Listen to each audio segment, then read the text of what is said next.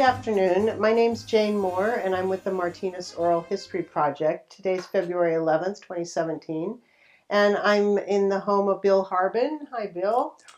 We're really excited to talk to Bill today because he has an interesting history with Alhambra High School and the impact of his influence on the students here. And so I'd like to start off today by kind of getting a little bit of your family history. If you could talk about your father first and then your mother. Mm-hmm. Right. Well, my father, J.W. Harbin, he was born in Asheville, North Carolina, to Margaret and Joseph Harbin.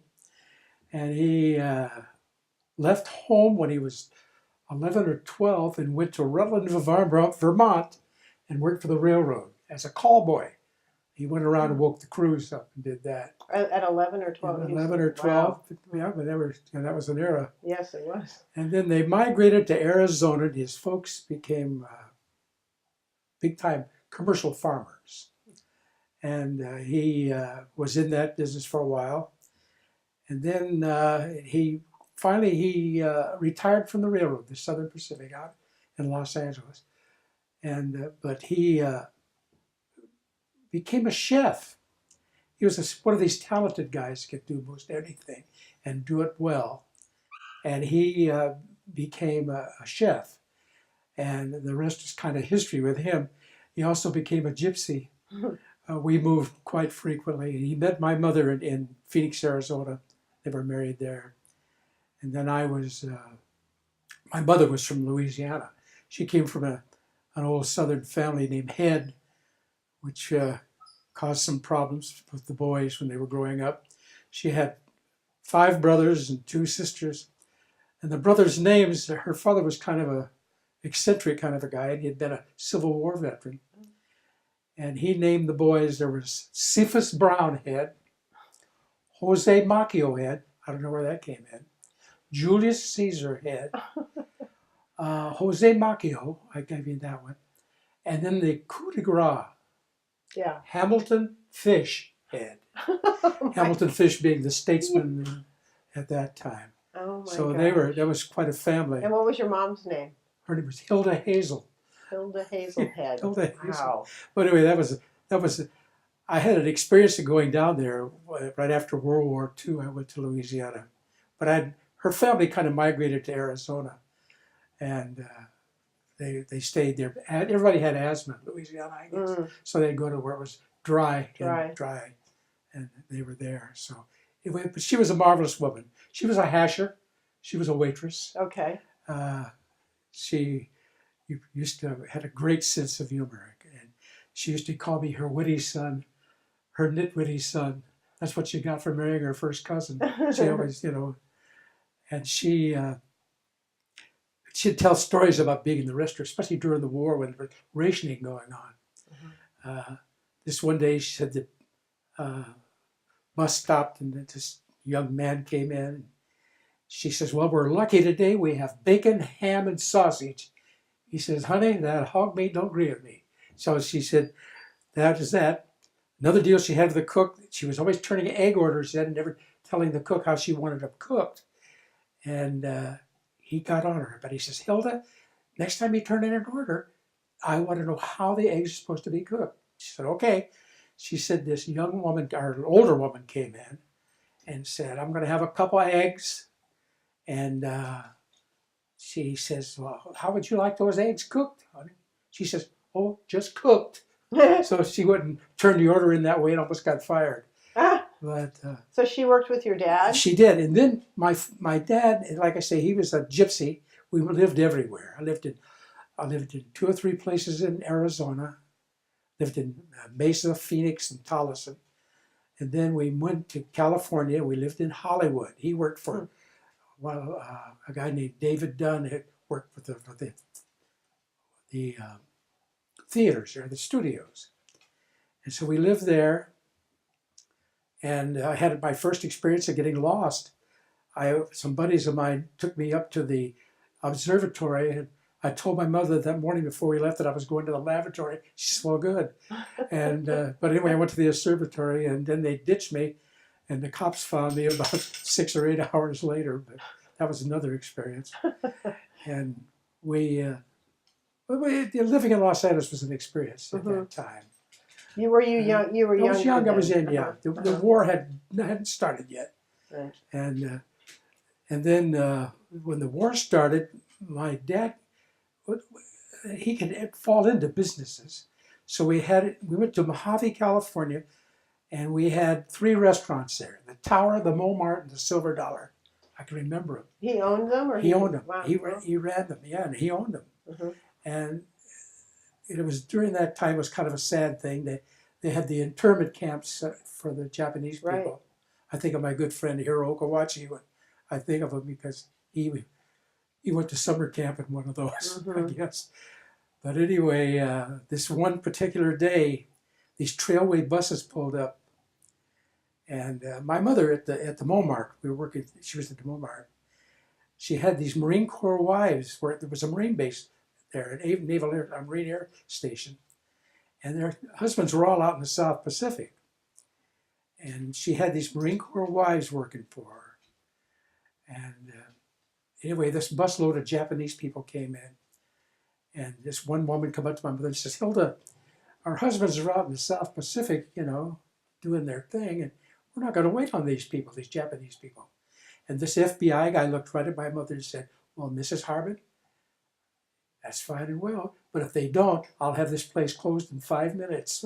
She says there was nothing but everybody got tuned up then and got everything taken care of. And these were people on the way to the internment camp. To the internment Oh camp. my gosh. But that was the times. It was terrible. Yes, right. That was yeah. the times.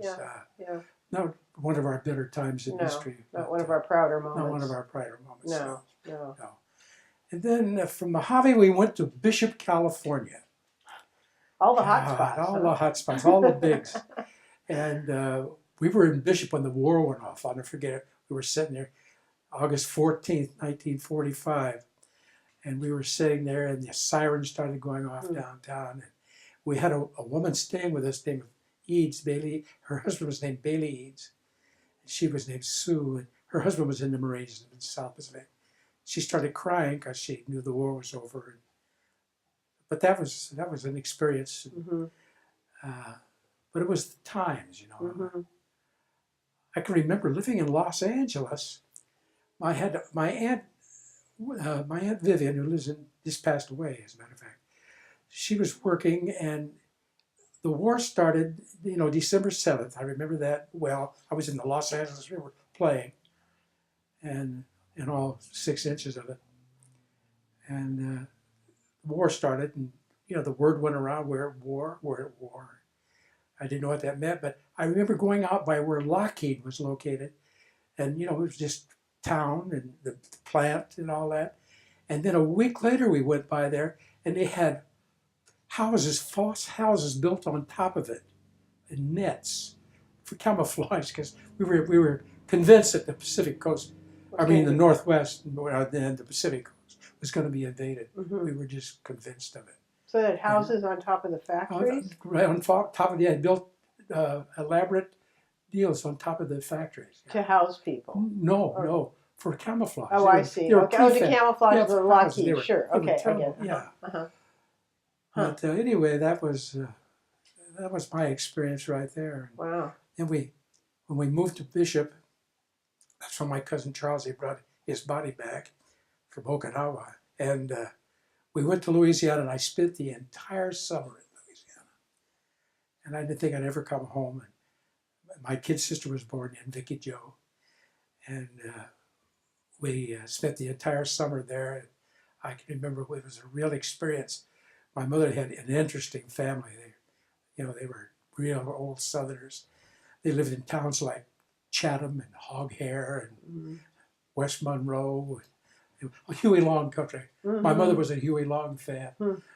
So that tells you a little bit That about was the her first time you'd ever been back there to where she was? Yeah. I'd been east of Bakersfield anyway. Sure. So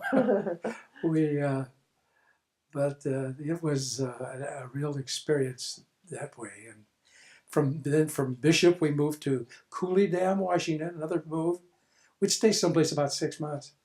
Really? And then, so you'd be in school for 6 months and then have to uproot. I get a tap on the shoulder. My mother said, "The car's packed, let's go." Wow. one of those days. How was that being a kid? You know, at the time I thought it was terrible, but in retrospect, you adapt.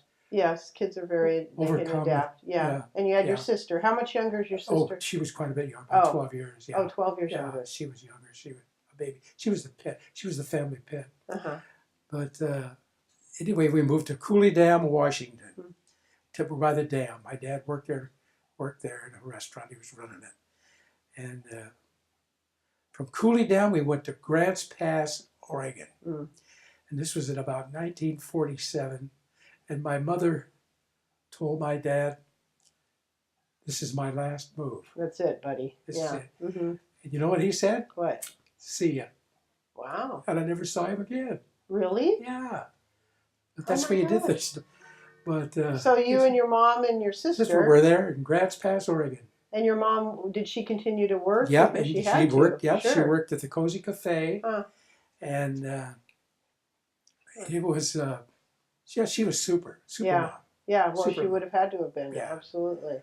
And then I went to Grants Pass High School. That was kind of changed my life, really. In what way? Well, it gave me a sense of stability. Yes. I said, if I ever move anywhere and have kids, we're not moving. That's it. Yeah. We're not Because moving. you had experienced that. Yeah, but you know, in retrospect, it wasn't such a bad deal. But no, but you I knew wasn't what going it to do was. it to my kids. Yes, Yeah. and you knew what it was like to be a kid and have being to a move. semi-depression baby, you know. Uh-huh. I was born in 32. And never able to establish Yeah. any of those childhood Yeah. friendships. Yeah. So anyway, we went to look out, get on. We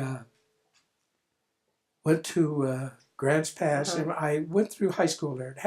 I had made close friends that I still Mhm. have great friends with. And the highlight of my whole career was I played on the state championship football team. That was my love. And the coaches had such an impact on me. Mm-hmm. Interesting. Yeah, a guy named Mel Ingram and a guy named Ray Davis. And Ray Davis had been a Marine, so I knew I was going to like him. And it was always there, Mm-hmm. you know, and a sense of stability.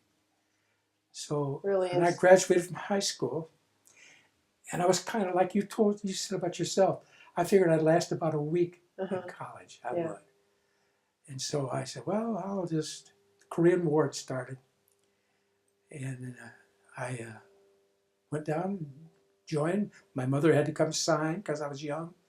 And the next thing you know, I was in boot camp. And you picked the Marines because of your. I guess, Why did you yeah, pick the Marines? I was gung ho. Well, and sounds like you'd had a lot of Well, people in we'd your been life around it. who We'd had have been been around. Marines. Yes. And we'd been around the Who've Marines. been good influences on And you. Here we go. I was anyway. I went through boot camp, which was an experience. Where was that? It was in San Diego, Okay.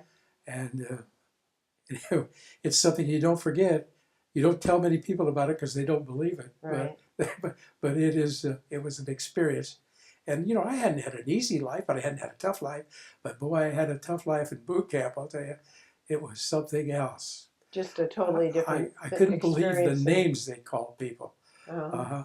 I was everything from seal beams to a Names feces bird. Yeah. You know, so Mm-hmm. it was really quite an experience for me. Then I went to infantry training at Camp Pendleton. Then next thing you know, I had a 10-day boot leave and came home and kissed my mom and my kid's sister, and then I was on a boat going to Korea. Wow. And you were 18 years I old. just turned 18. Yeah. You had turned 18 when you Yeah, were with the going boot to camp, Korea. boot camp, Wow. yeah. And anyway, I was in Korea. I was there for 13 months. And of course, I was there at kind of the tail end of it. I was at the outposts where the Panmunjom peace talks were going on. Mm-hmm. And it was interesting. It was totally devastated, that country was. It was just... What were your first impressions when you got there, being so young and never having seen anything like that? Strange. You know, I'd been around Japanese people in Los Angeles, but I never was around Korean people. But you know, it was interesting. The poverty was the big thing I couldn't get over. You know, the Japanese had controlled Korea for 40 years, Mm-hmm. and the Japanese destroyed that country. You know, they cut all the trees down. That was one thing they did. And they brutalized the people. And, you know, recently they've talked about the comfort girls from Korea that have got the big lawsuit, that they were kind of sex slaves for the Japanese officers.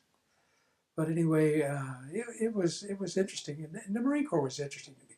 I had to grow up quickly, I would imagine. Yeah. They gave you so much responsibility. That's the thing I couldn't get over. They would put you in charge of things that were, you know, like I made rank pretty fast. I was a corporal, and then I was a buck sergeant, which was uncalled for in a rifle company. But I had 13 individuals I was responsible for, and most of them were older than I was. I was going to say, you're 18 years old. I thought, wow. They just thrust responsibility on you. And I had a buddy that was, he was in the aviation end of it, and he was responsible for a pilot and a $1 billion airplane. I thought, wow, that's really something. So you had to grow up pretty fast. So when I got out of the Corps, I was separated. I was on the drill field. Oh, that was the highlight. What's the drill field? I was a drill instructor. Oh. Yeah, drill instructor. Matter of fact, I practiced my cadence once a year in competition. And I've got Smokey the Bear hats. I got about 3 of them now that I've won. So I'm proud of that. But anyway, I got separated from the Marines. I came home, and I was going to go to college. I had in my mind I was going to college anyway.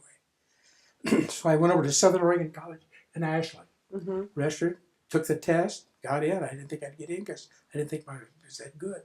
But they took me. They were good to me.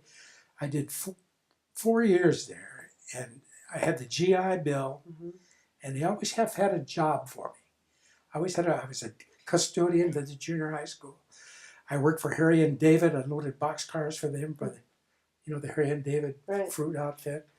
But I always had a job. Was that you went and found the jobs? No, that was through the school. Through the school. Made sure you had a job. The school was great. They really were great. Was that because you were on the GI Bill that they were? I think that was probably, I was an older guy. And then at the end of my sophomore year, I'd met Marilyn, my wife, of 59 years. Wow. I met her, and we got married at the end of my sophomore year. She was a freshman, and then she left school and went to live with her mother in Los Angeles. And then we got married, moved to Ashland, and lived in a lovely little apartment that we had. And I had a good job.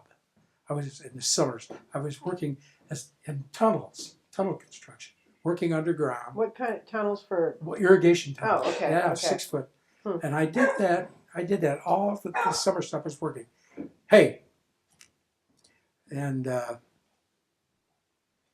anyway, then I graduated and went to work in my hometown, Grants Pass. And it's tough to go home again, really. And I was there for 4 years. I taught there, coached there. At the high school? At the high school, What did you teach? I taught geography. They taught geography there. Wow. And back in the day when they still taught geography. They taught geography, yeah. So did you have a teaching credential? Or I did, yes. So that's when you got your degree, right, and I got a it, teaching got credential. Education. Knowing that you wanted to be a teacher? Right. And then what made you think that, I mean, how did you know you wanted to be a teacher? I wanted to coach. You wanted to coach? Yeah. And where did that come from? Well, from my exposure to coaches and playing. I taught there for 4 years, and then I was going to go to Portland. I was going to teach at a place called Clackamas High School outside of Portland. Had a good job there, but in the interim, a friend of mine that I had known for years persuaded me to go to a small town outside of Eugene called Halsey. And it's a rich farm area where they raise ryegrass. Oh. And the people there, the kids, are all FFA farm kids. And they're pretty industrious. They built a new beautiful high school, and the kids, instead of having it landscaped, they built a golf course around it. Oh, that's it's the only good. high school in the country that has a golf course. For the students to use? For the students. They taught classes in it. Oh, that's very And they fun. hit wiffle balls in the building and everything else. But Of course, I was teaching English and history at that time. So, but I was coaching also. I coached there, coached football, started the wrestling program there, and then I coached track and field also, and then taught, of course. But that's the only way you could make any money at that. But you had to coach. You had to coach because the teaching income salary sure wasn't were enough to miserable. sustain you. Yeah, and so I was there for 2 years. It was a good experience. And you were married to Marilyn we at that married. time. We had our oldest girl was born my senior year at the end of my college career at Ashland. I'd gotten my master's, and then we went to Grants Pass, and Kurt, my son, was born there. Mm-hmm.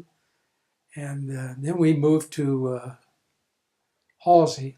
We were there for 2 years. Rained constantly. Oh, Rained right. constantly. And it really, Willamette Valley is wet. It's wet and beautiful. Wet and It's you wonder beautiful why it's because so there's green. so much. Yes. And you wonder yes. why the rhododendrons grow like they do and That's everything. right. Well, you find That's out. right. So anyway, when I had coached at Grants Pass, when I taught there, a Martinez legend was teaching with me there, a young man by the name of Charlie Turville.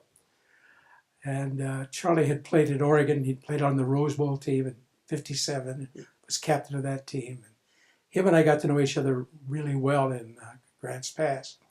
And he, in the interim, after he had left Grants Pass, he came to Martinez to work at Alhambra, his old alma mater. He came back home. He came back home, Mhm. yep. And he was a terrific guy, terrific coach, or is a terrific coach. Anyway, he contacted me and asked me to come down. I came down and looked at it. And I thought, well, it's fun, yeah. The money was good at that time. Dr. Jones was running the high school, Dr. Grenfell Jones. And he offered me a job. I took it, went back and broke the news to Marilyn. And then in the interim, we had just had our youngest child born, Catherine Primmy. It's my mother's nickname. She was born, and we just packed up and got a big U-Haul bus and her truck, and we came to Martinez. I made the mistake of bringing Marilyn down past Shell.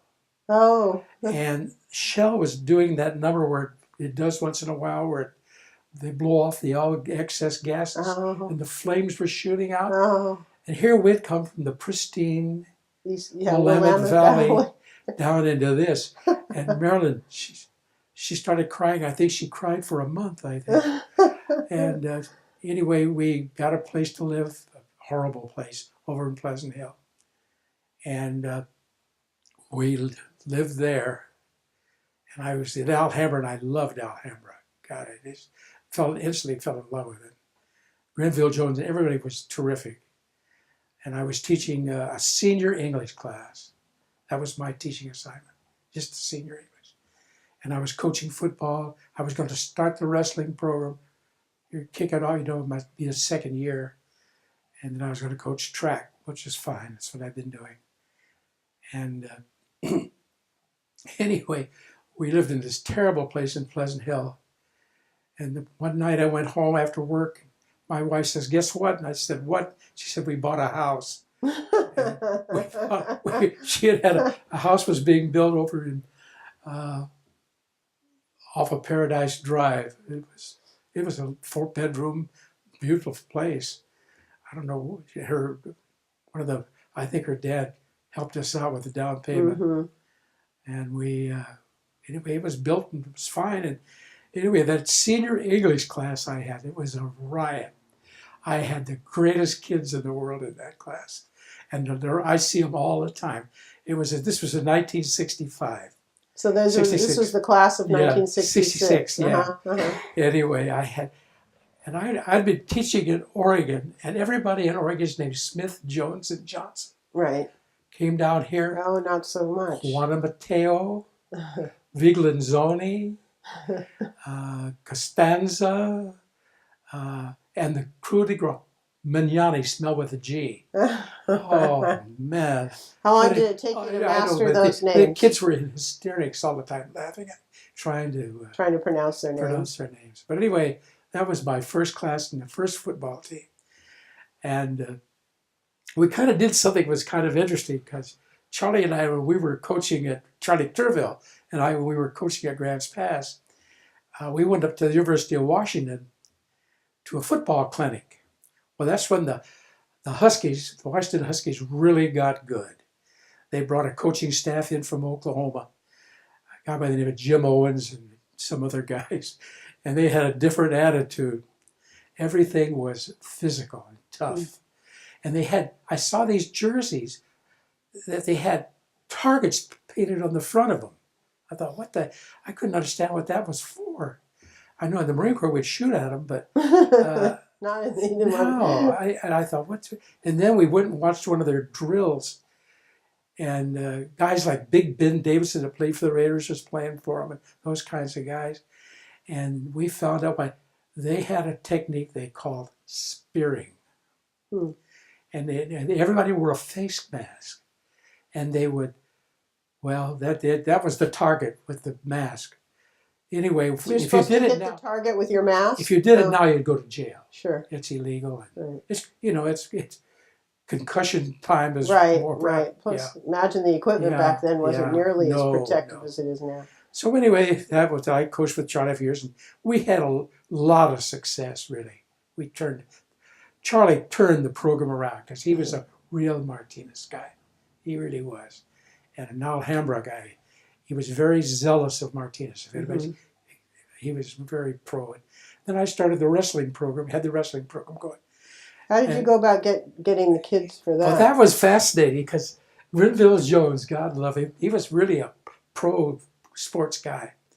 He says, now, Bill, what you got to do is you got to get in your car and you got to go out to Vine Hill and start knocking on doors. And I thought he was kidding.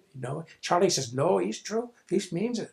And why was he telling you to go to Vine Hill? Because, boy, I knocked on the door, and there's kids that weren't big enough to go out for football, some of them. You'd knock on the door, and there would be a kid like Roy Cameron, who was sick.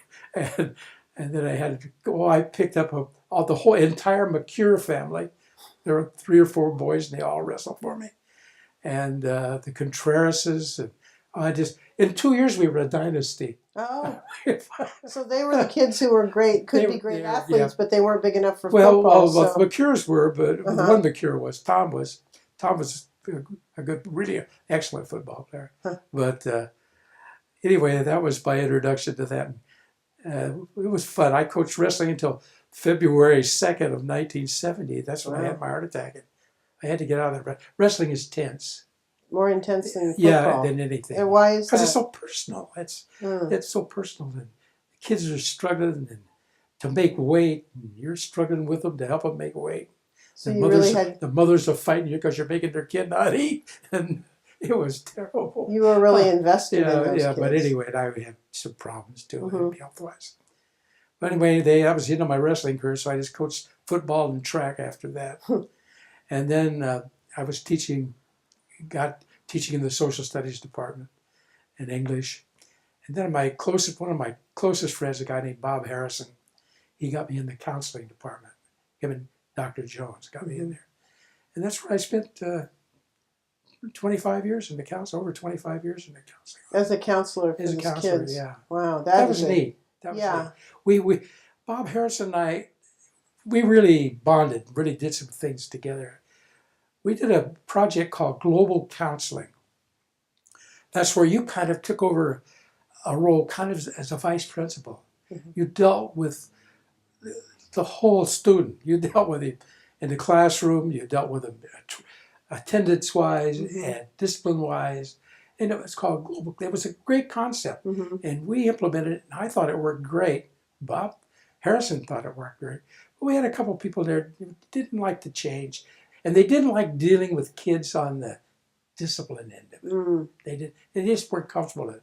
In all fairness, they couldn't do it. Did you come up with the idea? No, we about it somewhere? I read of it, and we read about it. I've been taking workshops at San Francisco State downtown and at UC Berkeley and places like that. And we So it was a more holistic approach it to was counseling. exactly, and Right. yeah, it was good. And like I say, you took a lot of the pressure off the attendance clerk because if a young, you'd wait. We were always on the attendance line in the morning. And Greeting they'd the come kids through, when they greeting came. them as they came in. He had great hands on at that. And if a youngster was missing pretty regular, he'd pick up the phone and call. Mm-hmm. And Bob Harrison taught me something that I always went by. He says, whenever you have a parent conference, get the dad in. If the youngster has a dad. Mm-hmm. That was another shock, number of single parent kids. But always get the dad in and make it so dad has to take a day off work. Mm-hmm. Says that usually solves the problem. Then the whole, the dad, then everybody's, they buy into it. they're all in. You all got to go to school or that darn counselor's going to be calling me and having me coming down there again. Right. I can't take another day off work. Uh-huh. I mean, that was kind of a tricky thing to pull, but it worked. Do you think that some of your ability to be such a successful counselor was due to you're moving around so much and your dad leaving when you were in high school? I don't know, but kind of the way you grew up? And I think coaching does, but they Coaching when is you're counseling. coaching, whether you're coaching boys or girls, you're dealing with youngsters on a different level. Mm-hmm. In what way? I say a more sensual level. I mean, a sensitive level and I don't know, personal level, I guess. You find out about them, what makes them tick somewhat.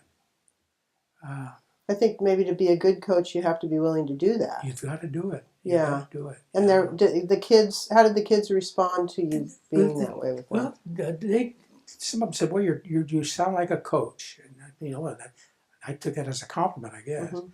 But the thing that's shocking is, I'm sure everybody knows it, is the number of single parents out there that are raising their kids. Mm-hmm. But my heart goes out to a single parent. They've got a heck of a job, and we had a surprisingly large number. I did a demographic study one time of just our football team, and boy, it was eye-opening. Mm-hmm. So you have to kind of adjust yourself to that too. Do you think that that a student being involved in a sport who has a single parent is going to help them be more successful? I think so. Well, I would think of the classic example in Martinez, the Turner boys. The who? Norv, Ronald, Okay. and Chris, Richard Taylor, or Turner, excuse me, Turner, the Turner boys.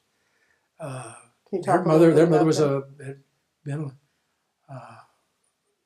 a widow, I guess, or for years, and the boys had been turned out terrific. All three Very of them successful. did. Yeah. Mm-hmm. You coached them? Yes. Mm-hmm. Yeah. Mm-hmm. All three of them. And how was there any difference from having kids that you were coaching and they were also in your classes? Not really. Except they called you coach.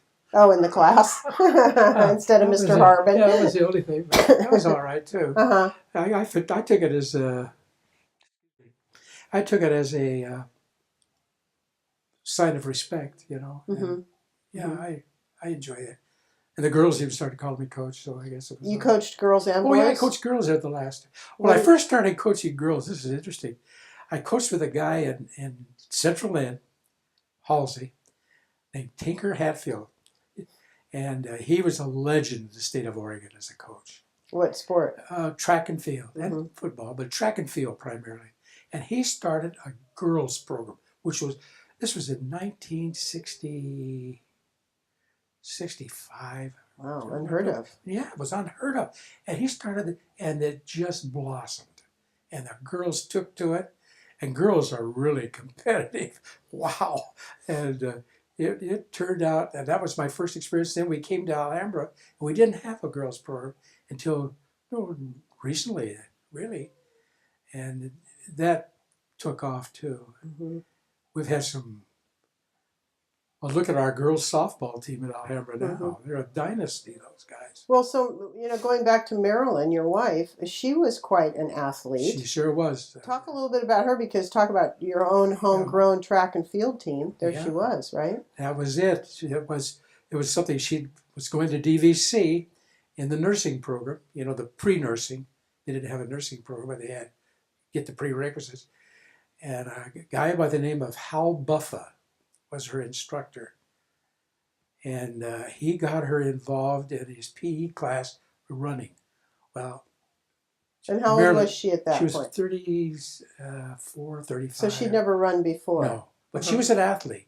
She'd been a gymnast in high school. And anyway, she took off and fell in love with it. And she used to ask me if I'd run. I said, yeah. And if I get the urge to run, I'll sit down until it goes away.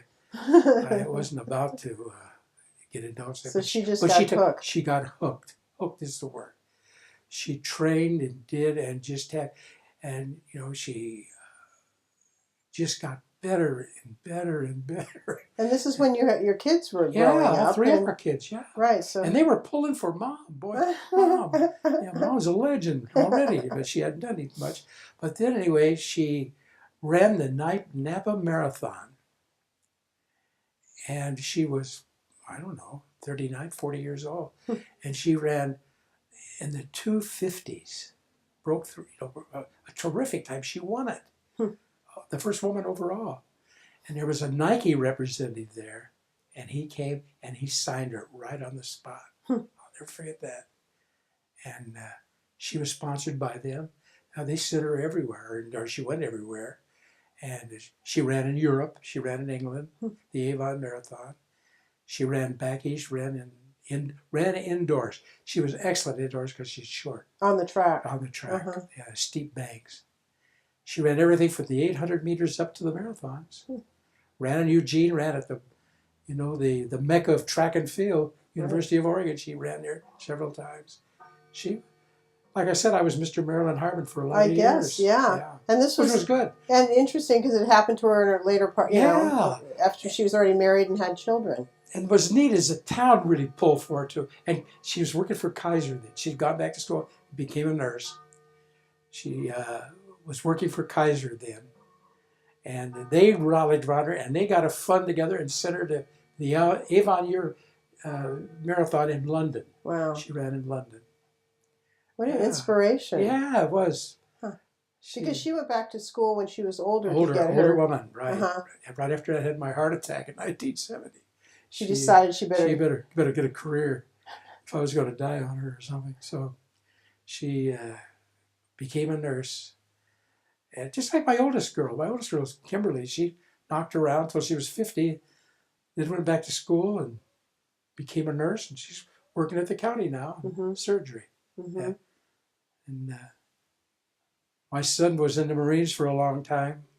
Yeah, you haven't talked about your kids. My kids are good. I was blessed. Had 3 really good kids. Let's give us their names. All right. Well, Kimberly's my oldest girl. She was born when I was graduated from college. Then Kurt was born in Grants Pass. And then Premier, Catherine, she was born in Eugene when I was up there. We came to California. And they all went to St. Catherine's. Did they? They're SC kids. Okay. And they grew up in the house that we're in right now, right? No, but we lived on Paradise Drive for a long time. For 10 years. 10 years. And we moved here in 75. And then Kurt went in the Marines when he graduated. He graduated in 1980. And he was an athlete, good athlete. Did you coach him? I coached him in football. How was that, coaching your own son? I thought it'd be a little touchy, but it was great. He was great. And the kids really accepted it. That was the thing. I thought they might be a little antsy about it, but they weren't. You didn't treat him any differently than you would have. You were just as hard on him as you were on the other kids. Yeah. I was kind of a weak ticket, really. I went too hard on anybody, too. Oh, I've heard that you demanded respect. I did. I did. That's I did good. that. It's like when I was on the drill field, when I was a drill instructor, I was called a junior drill instructor. And the senior drill instructor, he's usually out of the picture because he's normally married. Then you have in the Marine Corps, you wear the Smokey the Bear hat or whatever. And they have what they call a heavy hat. And he was the honorary guy. Mm. Then he had a light hat. He was kind of the father fixture. That was the light That hat. was the good cop, bad cop thing. Yeah, Uh-huh. good cop, bad cop. That's a good analogy. Yeah. So you were the good cop. Yeah. But anyway, I didn't think Kurt surprised me when he went to Marines because I didn't think he'd do it. And boy, he went in and he stayed 6 years and he was in the Gulf and every Oh place. my, yeah. And then he went to Las Vegas and went to work there in one of the clubs. He's still in one of the clubs working. Uh-huh. Yeah. And then my youngest daughter, she graduated in 63 or 83. She worked for George Fresky. Oh, there's a Martinez name, George Fresky. When she was in high school, worked for State Farm. And God loved George. He was a real Alhambra booster. He did marvelous things for us. And she worked for him. And he got her interested in that insurance business. And she was going to be an agent. She worked for 2 or 3 other agents and then went to DVC and got her AA and then went to Sac State and got her bachelor's, became a police officer. Huh. From insurance to police. Yeah, 5 foot 95 pounds. Wow. I didn't think she would make it because of her size, but she was an athlete too, like her mother. So she made it. And she stayed 25 years with the Napa PD. Then moved to Iowa. Quite a different place. Yeah. Talk a little bit about I know from living in Martinez, the whole town atmosphere, especially around the football team, but just around Alhambra, the support and the, did you have to look for that support or was it just free flowing? It kind of gravitated to you. It was terrific. We had a group of guys like the George Freskys of the world and Ben Grafani's, Anthony Pellegrini's. So it was just a whole flood of people that rallied around us. I remember we had a great high school wrestler, a kid named Lawrence Miller, who taught at the junior high school and then unfortunately got killed in a car accident. But he was a state heavyweight wrestling champion, a terrific football player. And a group of guys, I think George Miller headed it up, I think. He wasn't a congressman then either. And he headed it up, and there was the local guys got together, and they took up a fund, and they sent him to Lincoln, Nebraska, to wrestle in the AAU Nationals. And I thought, man, that's really something. Guys like Tom Greerty, he's always got something going for the high school, or just it's just an when I grew up in Grants Pass. I thought that was the mecca of sports. It had pros and this and that, but Martinez, it never ends with Martinez. They've always got something going. The next generation. Doing something. Now they're rallying around the girls' softball team, which is marvelous. Right. I don't know if the people are aware of it, but they've had several young ladies go into Division I schools on scholarship from softball. It's I know at one point I remember I was very good friends with Mac and Alice Alderette.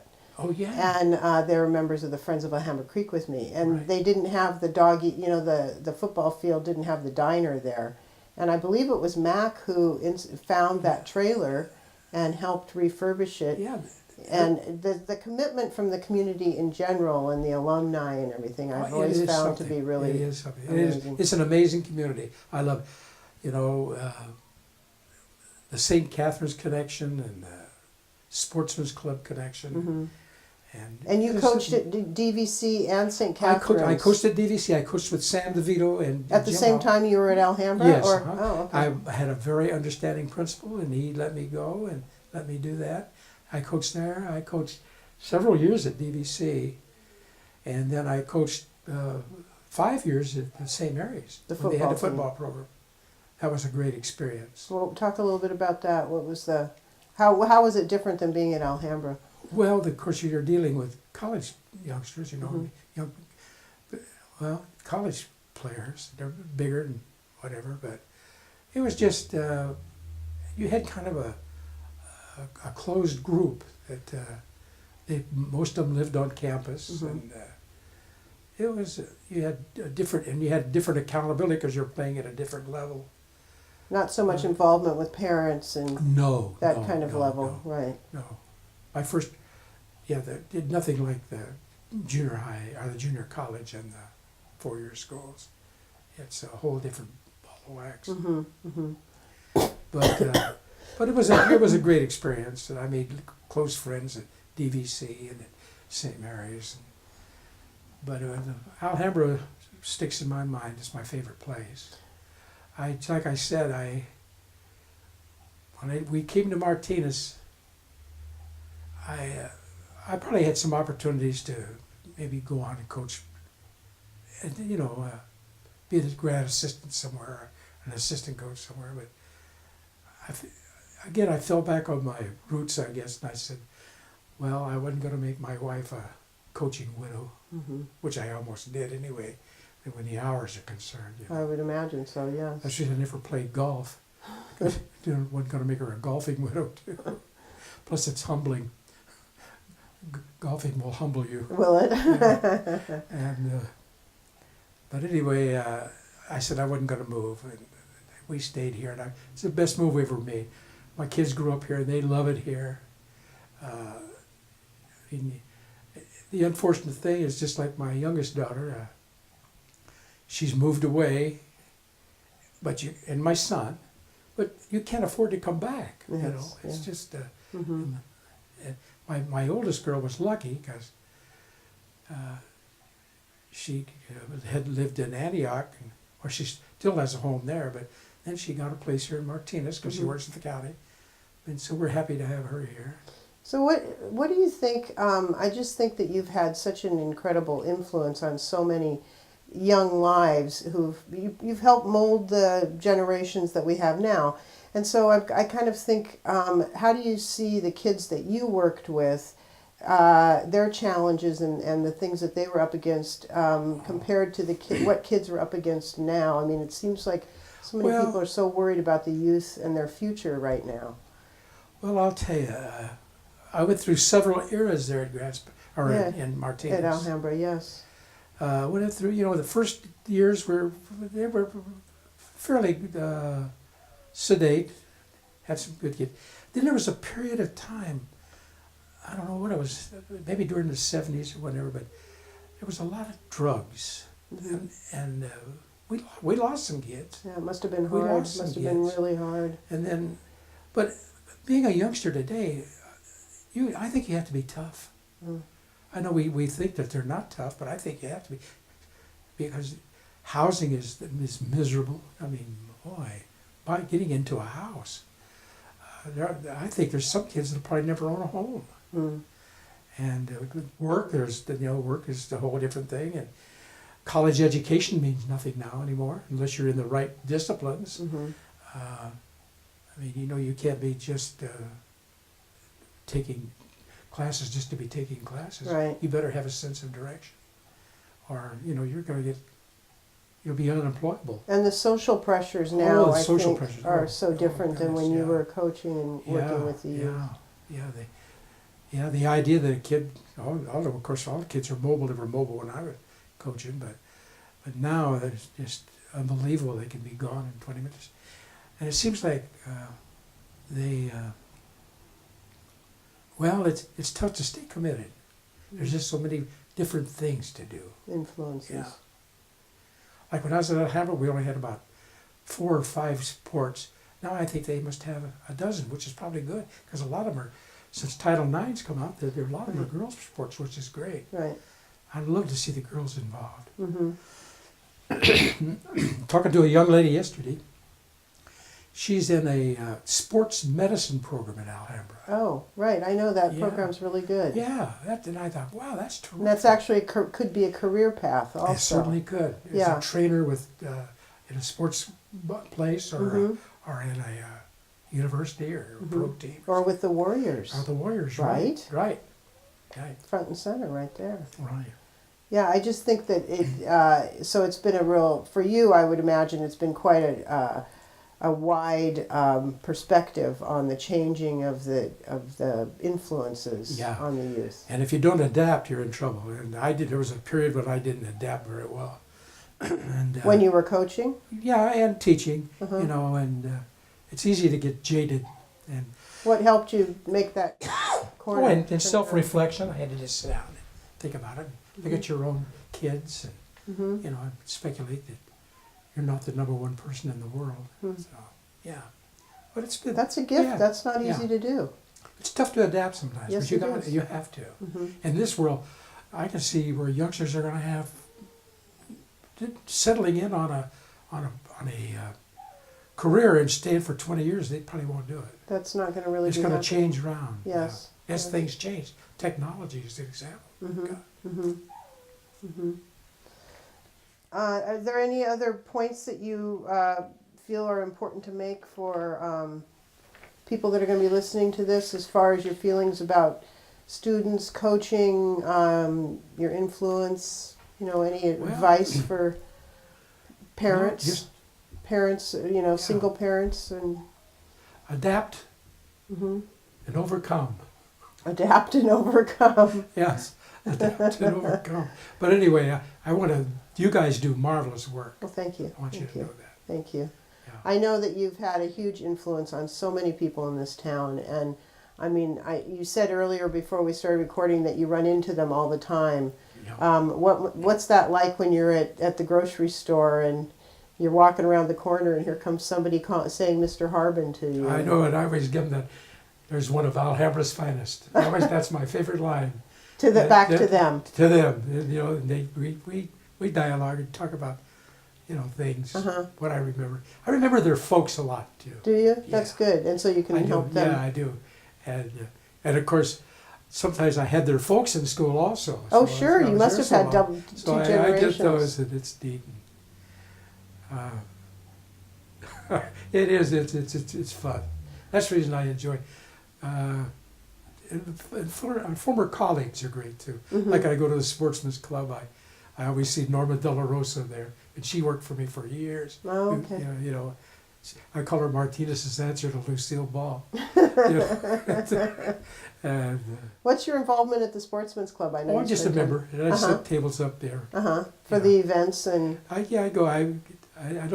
I go as regular as I can. You know. And you're a member of the Marines Marine Corps League. Oh boy. out of San Francisco? No, and it's in Danville now. Okay. But it used to be in Lafayette, and I belong to every VFW downtown, Okay. which I don't attend regularly, unfortunately, and Drill Instructors Association and the First Marine Division Association. And I'm really I'm not as lean and mean, but I'm still a Marine. So Yeah. Well, I think you've shown what a great life you've had and what a great influence you've had on this town. And again, a person who comes to Martinez and makes it their own and makes it their hometown and has had a huge influence. well, Martinez fortunate. has given us more we've given it. I don't know. We love that It's town. probably a good trade-off, We I love think. it. All Yeah. right. Well, thank you so much. Thank you. It was a pleasure. Everywhere we go, our people wanna know, who we are, so we tell them. We're the boys from 27 you heard so much about.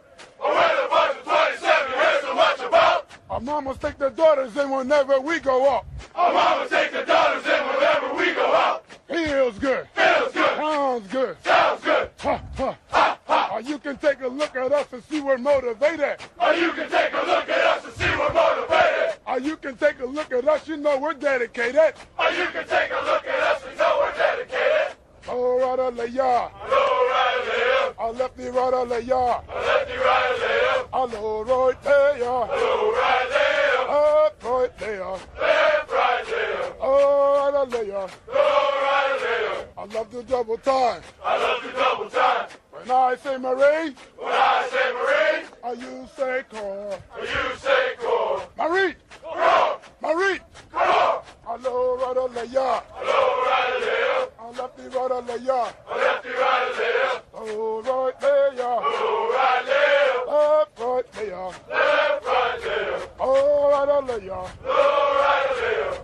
double time. I love to low right left. I lefty right I lay ya. I lefty right left. I low right there ya. Low right there. Up right there. Left right there. Oh right I lay ya. Low right there. I love to double time.